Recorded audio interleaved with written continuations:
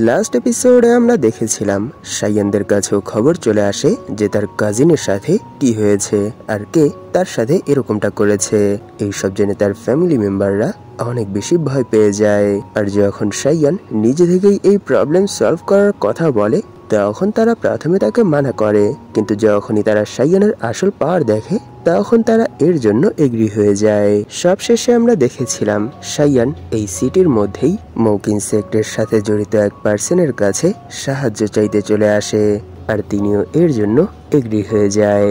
এই এপিসোডের শুরুতে আমরা তাইশুর রেসিডেন্সের গ্র্যান্ড হলের সিন দেখতে পাই, যেখানে ঝাংইউর বাবা বলে, লর্ড ঝাও, সত্যিই আমি দুঃখিত, কারণ আমার কোনো কিছু জানার আগেই সবকিছুই হাতছাড়া হয়ে গেছে। আর আপনি নিশ্চয়ই ম্যাজিক্যাল ডিগনিফাইড প্রিন্স, তাই না? আপনাকে দেখেই বোঝা যাচ্ছে যে আপনার নামের সাথে আপনার পার্সোনালিটি সত্যি ম্যাচ করে। এইসব শুনে শাইয়ান বলে, প্লিজ লর্ড ঝাও, এখানে আপনাকে আমায় প্রেস করার কোনো দরকার নেই। তখনই ঝাংইউর বাবা বলে, সত্য বলতে কি এই ঘটনার সাথে আমার ছেলের কোনো সম্পর্ক নেই। আসলে যেই বাস্টার্ডগুলো এই কাজটা করেছে তারা আমার ছেলের ফলোয়ার, তারা সবাই আমার ছেলের অজান্তেই এইসব কিছু করেছে। সত্য বলতে কি এটা অনেক লজ্জাজনক যে এখানে আমার ছেলেও সেই ঘটনারই একটা শিকার। কিন্তু আপনারা এই বিষয়ে কোনো টেনশন করবেন না, যেই বাস্টার্ডগুলো এই জঘন্য কাজটা করেছে তাদের সবাইকে আমি ক্যাপচার করে ফেলেছি, তাই এখন আমি তাদের সবাইকে আপনার হাতে তুলে দেব। তাই আপনিই ডিসাইড করবেন যে তাদেরকে কি শাস্তি দিতে হবে। এইসব শুনে শাইয়ান বলে, ঠিক আছে, আমি তাদের সাথে পরে ডিল করে নেব, তাই প্লিজ আপনি প্রথমে আমার কাজিনকে এখানে নিয়ে আসুন। এটা বলে সে সেখানে ভাবছিল, হ্যাঁ সে কি ভেবেছে, আমি তার কথা কি কখনো বিশ্বাস করব না, এটা তো হতেই পারে না। তখনই ঝাংইউর বাবা তার গার্ডদেরকে অর্ডার করে শাইয়ানের কাজিনকে এখানে নিয়ে আসতে আর এরই সাথে সেই অপরাধীদেরকেও এখানে নিয়ে আসতে। তখনই জাওইউ সেখানে শাইয়ানের সামনে বউ করে বলে, সত্য বলতে কি এটা একটা মিসআন্ডারস্ট্যান্ডিং ছিল, যার জন্য আমার ফলোয়াররা আমাকে না জানিয়েই এত বড় একটা ভুল করে ফেলেছে। এর জন্য সত্যিই আমি লজ্জিত, তাই প্লিজ আমি আশা করি ম্যাজিক্যাল ডিগনিফাইড প্রিন্স আমার এই ভুল ক্ষমা করে দেবে। আর এখানে আমি সেই পার্সনদেরকেও আপনার সামনে উপস্থিত করে দিয়েছি যারা এই ক্রাইমের সাথে জড়িত ছিল। আর সেখানে তো শাইয়ান তার ভাইয়ের এই অবস্থা দেখে অনেক বেশি শক হয়ে যায়। তখনই আমরা ক্লিয়ারলি তার ভাইকে দেখতে পাই, তারা তাকে এত খারাপ ভাবে মেরেছে যে সে নিজের পায়ে হেঁটে এখানে আসতে পারেনি, তাকে স্ট্রেচারে উঠিয়ে নিয়ে আসতে হয়েছে। এই জিনিসটা দেখে লর্ড জাওহাং সেখানে অনেক বেশি শক হয়ে বলে, লর্ড জাং, তার সাথে এরকমটা কি করে হয়েছে? তখনই ঝাংইউর বাবা বলে, সত্য বলতে কি তার সাথে যা কিছু হয়েছে সবকিছুই আমাদের চোখের আড়ালে হয়েছে। আর যেই বাস্টার্ডগুলো এই কাজটা করেছে তারা অনেক বেশি ব্রুটাল ছিল। আমরা এই সম্পর্কে কিছু জানার আগেই তারা তার এই অবস্থা করে ফেলেছে। তাই আমি আশা করি আমাদের এই ভুলের জন্য ম্যাজিক্যাল ডিগনিফাইড প্রিন্স, এর মানে মিস্টার শাইয়ান, আমাদেরকে ক্ষমা করে দিবেন। আর এখানে আপনাকে এই বিষয়ে টেনশন করতে হবে না, যারা এই ক্রাইম করেছে আমি তাদের সবাইকে আপনার হাতে তুলে দেব। আপনি তাদের সাথে যা ইচ্ছা তাই করতে পারবেন, আপনি চাইলে আমি তাদেরকে আপনার স্লেভও বানিয়ে দিতে পারবো। কিন্তু সেখানে শাইয়ান তার কাজিনের এই অবস্থা দেখে অনেক বেশি রেগে যায় আর এরই সাথে সে সেখানে এক ডার্ক লুকের সাথে পেছনের দিকে তাকিয়ে বলে, ও লর্ড ঝাও, আপনার সার্ভেন্টরা তো আমার কাজিনের অনেক ভালোই যত্ন নিয়েছে, তাহলে বলুন এই সময় সেই বাস্টার্ডরা কোথায়? এইসব শুনে ঝাংইউ বলে, মিস্টার শাইয়ান প্লিজ আপনি একটু শান্ত হন, কারণ আপনি যাদেরকে বাস্টার্ড বলছেন তারা আমাদের জন্য 10 বছর কাজ করেছে। এরপরও আমার বাবা তাদেরকে আপনার হাতে তুলে দেওয়ার জন্য তৈরি হয়ে গেছে, যেটা সত্যি অবিশ্বাস্য। তাই প্লিজ যা বলার একটু মাথা ঠান্ডা করে বলুন। এইসব শুনে পেছন থেকে তার বাবা সেখানে তার উপর একটু রেগে বলে, ইউ বাস্টার্ড, তুমি চুপ করো, এখানে আলতু ফালতু কোনো কথা বলবে না। আর এই রিসে সেখানে শাইয়ানকে বলে, মিস্টার শাইয়ান, সত্য বলতে কি আমার ছেলেকে তারা ছোট থেকে বড় করেছে, যার জন্য আমার ছেলের তাদের প্রতি একটা টান তৈরি হয়ে গেছে। এরই জন্য সে যখন আপনি তাদের সম্পর্কে এইসব বলেছেন তখন তার এটা একটু মাইন্ডে লেগেছে, তাই প্লিজ আপনি তাকে তার এই রুড বিহেভিয়ারের জন্য ক্ষমা করে দিন। তাই আমি ওয়াদা করছি আপনার কাজিনের বডিতে যত ইনজুরি আছে সেই সব ইনজুরি হিল করার জন্য যা কিছু করতে হবে সেই সব কিছুই আমাদের ফ্যামিলি করবে। তাই আমি আশা করছি আপনি আমাদের এই হসপিটালিটিতেই সন্তুষ্ট হবেন। এই সব শুনে সাইয়ান সেখানে অনেক বেশি রেগে যায়, আর এরই সাথে সে বলে কি সন্তুষ্ট। এটা বলেই সে সেখানে অনেক বেশি রেগে সেই পার্সনদের দিকে তাকায় যারা তার কাজিনের সাথে এই সব কিছু করেছে। আর এই সময় তারাও সাইয়ানের প্রেসারের জন্য অনেক বেশি ভয়ে ছিল। আর এর পরের মোমেন্টে আমরা দেখতে পাই সাইয়ান সেখানে তার 8 ডিফিকাল্টি ডিমোনিক টেকনিক অ্যানিমালস ডিফিকাল্টি এই স্কিলটা তাদের উপর কাস্ট করে দেয়, যার জন্য তাদের বডি ধীরে ধীরে ট্রান্সফর্ম হতে শুরু করে, যার জন্য তারা সেখানে ব্যথায় চিল্লাতে শুরু করে। আর এরই সাথে সাইয়ানকে তাদের সাথে এরকমটা না করার জন্য রিকোয়েস্ট করতে শুরু করে। এই সব শুনে সাইয়ান সেখানে তার ব্লু ফ্লেম অ্যাক্টিভেট করে বলে কি তোমরা কি বলছো? তোমাদেরকে এখানেই ছেড়ে দিতে? না, এটা কি করে হতে পারে? তোমাদের কি মনে হয় যখন তোমরা আমার কাজিনকে টর্চার করেছো তখন কি সে তোমাদের কাছেও ঠিক একই রিকোয়েস্ট করেনি? তাই এখন ক্ষমার কথা তো ভুলেই যাও। এইসব দেখে জাওহাং সেখানে অনেক বেশি শক হয়ে ভাবতে শুরু করে কি এটা আবার কেমন ডিমোনিক টেকনিক যার সাহায্যে তিনি একটা মানুষকে অর্ধ পশুতে কনভার্ট করে ফেলেছে। সত্যি ম্যাজিক্যাল ডিগনিফাইড প্রিন্স, এর মানে সাইয়ানকে নর্মালি ট্রিট করা যাবে না, কারণ তিনি অনেক বেশি ডেঞ্জারাস। আর এইসব দেখে জাংইউর বাবা ভাবছিল না, সে একটা ইভিল কাল্টিভেটর, তাই তারা এখানে যতই ক্ষমা চাক না কেন সে কখনোই তাদেরকে ক্ষমা করবে না। তখনই সাইয়ান বলে লর্ড তাইশু প্লিজ আমার কাজিনকে এখান থেকে দূরে কোথাও নিয়ে যান। এটা বলেই সে সেখানে তার ব্লু ফ্লেমের সাহায্যে তাদের সবাইকেই সেখানে জ্বালিয়ে শেষ করে দেয়। আর তারা সেখানে শুধু চিল্লানো ছাড়া আর কিছুই করতে পারে না। তখনই মিস্টার জাওহাং কিছু পার্সেন্ট দিয়ে সাইয়ানের কাজিনকে সেখান থেকে নিয়ে যায় আর বলে যত দ্রুত সম্ভব এখানেই এই সিটির সব থেকে ভালো ডাক্তারকে ডাকো। আর এরই সাথে তিনি বলে মিস্টার সাইয়ান সত্য বলতে কি এখানে আপনি যাদেরকে শাস্তি দিয়েছেন তারাই আপনার কাজিনকে ফ্রেম করে জেলে বন্দি করেছিল, আর এরই সাথে তারাই আপনার কাজিনের এই অবস্থা করেছে। কিন্তু এখন যেহেতু আপনি তাদেরকে শাস্তি দিয়েই দিয়েছেন তাহলে চলুন আমরা এই বিষয়ে আরো কিছু ডিসকাস করি।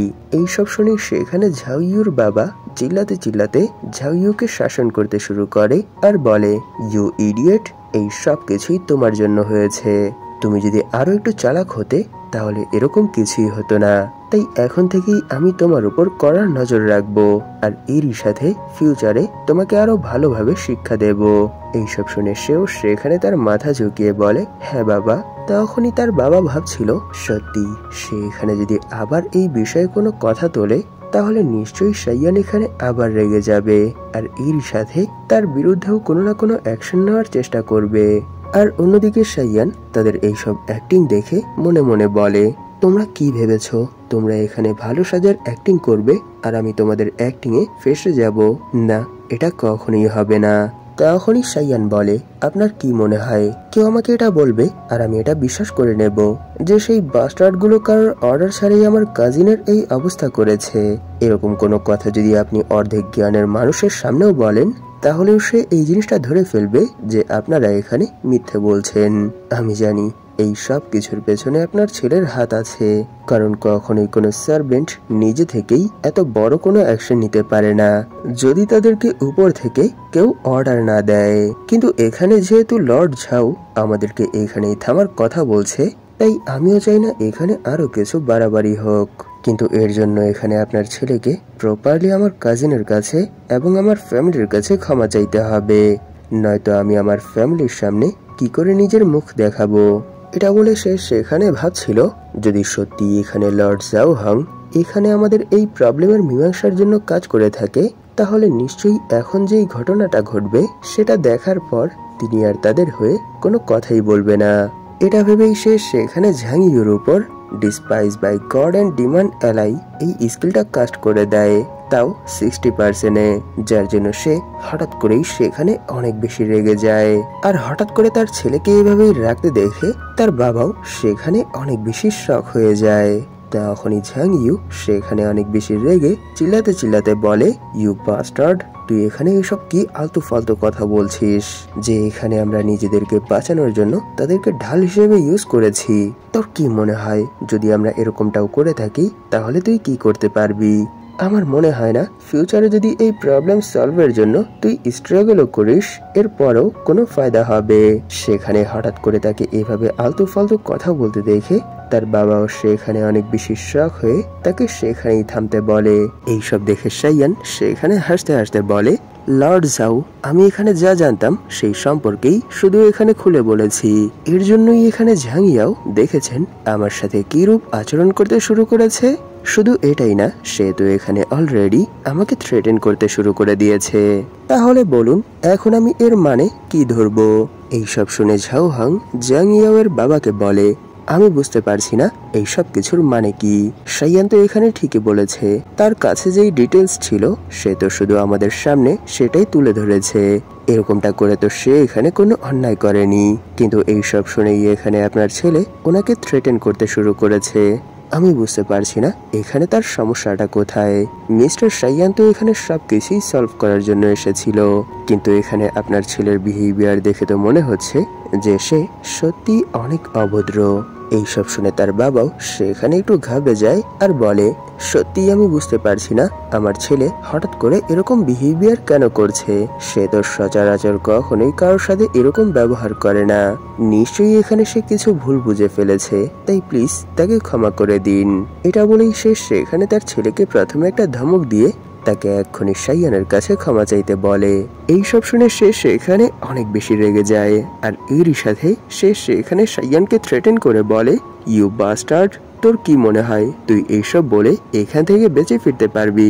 না, আমার তো ইচ্ছে হচ্ছে যে তোকে এখানেই মেরে ফেলি। এইসব শুনে শাইয়ান বলে, সত্যি আমি এই জিনিসটা বুঝতে পারছি না যে তুমি এখানে কিসের জন্য আমাকে মারার কথা বলছো। এর মানে কি আমি এটা ধরে নেব যে তুমি এখানে যা ইচ্ছা তাই করতে পারবে, কিন্তু আমি এর জবাব স্বরূপ কোনো রিপ্লাই দিতে পারবো না? যদি এরকমটাই হয়ে থাকে তাহলে বলো এখানে কিসের মীমাংসা হচ্ছে? লর্ড জাং, আমি সত্যিই বুঝতে পারছি না যে আপনার ছেলে এই সব কিছু বলে কি বোঝাতে চাচ্ছে, কিন্তু একটা কথা মানতে হবে যে এখানে আপনার ছেলে যতই লাফাক না কেন সে কখনোই আমাকে মারতে পারবে না, কারণ আমাদের মধ্যে পাওয়ার গ্যাপ সত্যিই অনেক বেশি। এটা বলেই সে সেখানে তার এই ডিফিকাল্টি ডিমোনিক টেকনিক তার উপর 100% অ্যাক্টিভেট করে দেয়, যার জন্য সে সেখানে একেবারে পাগলের মতোই চিল্লাতে শুরু করে। আর এর পরের মোমেন্টে সে নিজের উপর থেকে পুরো কন্ট্রোল হারিয়ে শাইয়ানের উপর অ্যাটাক করার জন্য চলে আসে আর বলে, ইউ বাস্টার্ড, আমি এখানেই তোকে শেষ করে দেব। এইসব দেখে সেখানে তার বাবাও তাকে সেখানে থামতে বলে, কিন্তু শাইয়ান তো এটাই চেয়েছিল, যার জন্য সে যখনই শাইয়ানের কাছে চলে আসে তখনই সে তার guardian of rebound zen activate করে ফেলে আর শাইয়ানের শিল্ডে হিট হতেই সে পেছনের দিকে উড়ে যেতে শুরু করে। কিন্তু শাইয়ান সেখানেই থামে না, সে সেখানে তার finger of flurry shot use করে তার উপর অনবরত কাট মারতে শুরু করে দেয়। এইসব দেখে সেখানে তার বাবা তাদেরকে থামতে বলা ছাড়া আর কিছুই করতে পারে না। আর এর পরের মোমেন্টে সে তার ইনজার্ড ছেলেকে নিজের হাতে নিয়ে শুধু তার নাম ডাকতে শুরু করে, কিন্তু যা করার শাইয়ান তো তার সাথে আগেই করে ফেলেছে। আর এইসব দেখে সেখানে ঝাওহাং সেখানে অনেক বেশি রেগে চিল্লাতে চিল্লাতে বলে, হেই, আমি বুঝতে পারছি না এখানে তোমার ছেলের বিহেভিয়ার এত খারাপ কি করে।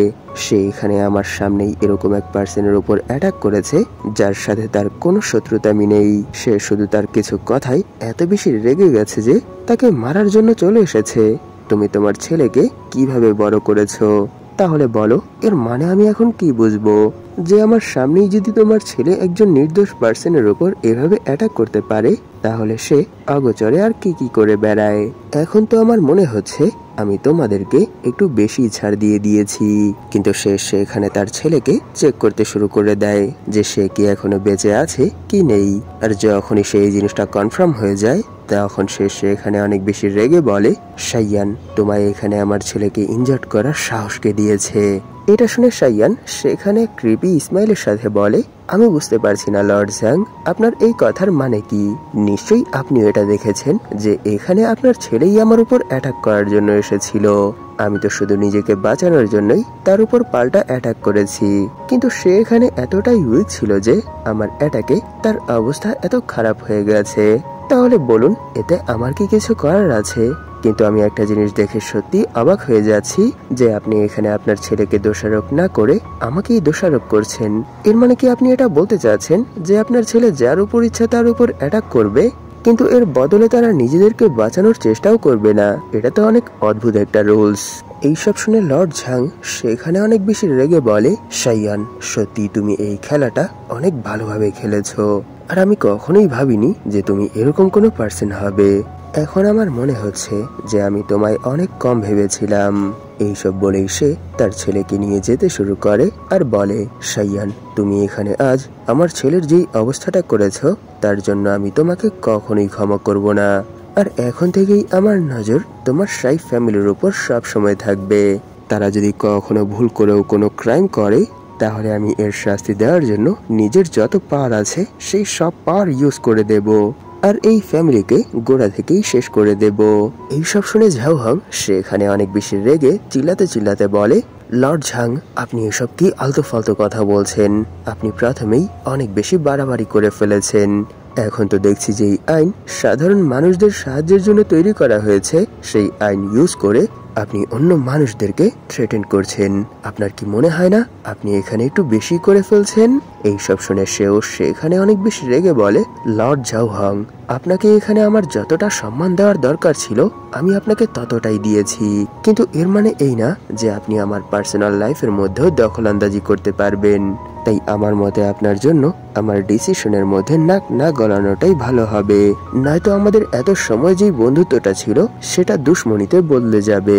আর এই কথা শুনে এইবার লর্ড ঝাও হাং একেবারে রেগে যায়, আর এর সাথে তিনি সেখানে চিল্লাতে চিল্লাতে বলে, লর্ড ঝাং, এখন এখানে আপনার একটু বেশি হয়ে গেছে। আমার মনে হয় আপনাকে এখনই এই সব কিছু এখানেই বন্ধ করতে হবে।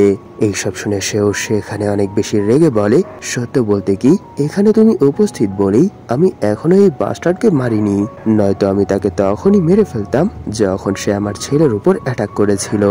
তার এইসব কথা শুনে শাইয়ান অনেক বেশি রেগে যায়, আর এরই সাথে সে সেখানে ভাবতে শুরু করে যদিও সে এখানে আমার কিছুই করতে পারবে না, কিন্তু এখানে তার কথায় আমি স্পষ্ট বুঝতে পারছি যে ফিউচারে সে আমার ফ্যামিলিকে পিসফুল লাইফ কখনোই কাটাতে দেবে না। কিন্তু আমি এখন কি করব? সে তো পাস্টে ইম্পেরিয়াল কোডের একটা মেম্বার ছিল। আমি যদি তার উপর অ্যাটাক করে তাকে এখানেই শেষ করে দেই তাহলে নিশ্চয়ই ইম্পেরিয়াল কোড খুনের দায়ে আমাকে গ্রেফতার করার চেষ্টা করবে। আর এরকমও তো হতে পারে সে আমার ফ্যামিলিকে আর আমাকে ডিস্ট্রয় করার জন্য তার ছেলেকেই স্যাক্রিফাইস করে আমার বিরুদ্ধে ইম্পেরিয়াল কোডের কাছে নালিশ করে দিতে পারে। এতে করে আমি এই ডাইনেস্টির মধ্যে আমার লাইফ ফ্রিলি আর কখনোই স্পেন্ড করতে পারবো না। এইসব কিছুর জন্যই এখন আর আমি বুঝতে পারছি না যে এখানে আমার কি করা দরকার। তাকে ছেড়ে দিলেও সমস্যা, মেরে ফেললেও সমস্যা। এখন আমি কি করব? আমি যদি এখন মিস্টার ঝাও হাং এর সাহায্যে আইন মোতাবেক এখানের সব প্রবলেম সলভ করার চেষ্টা করি তাহলে হয়তো এই প্রবলেম থেকে বাঁচতে পারবো, কিন্তু ফিউচারে নিশ্চয়ই সে আমাদের ফ্যামিলির জন্য অনেক বড় একটা ক্ষতি নিয়ে আসবে। তাই আমি সত্যিই বুঝতে পারছি না এখন আমার কি করা দরকার। সত্যি না জানে সে এখানে এখনো নিজেকে কিভাবে কন্ট্রোল করে রেখেছে, কারণ আমি এখানে তার ছেলের অবস্থা এতটাই খারাপ করে ফেলেছি যে সে ফিউচারে আর কাল্টিভেটই করতে পারবে না। এরপরও সে কেন এখনো আমার উপর অ্যাটাক করছে না? এরকমটা করলেই তো এখানে আমি তাকে শেষ করতে পারবো। সত্যি সে এখন আমাকে বাধ্য করেছে, তার উপরও সেই একই ট্রিক্স ইউজ করতে।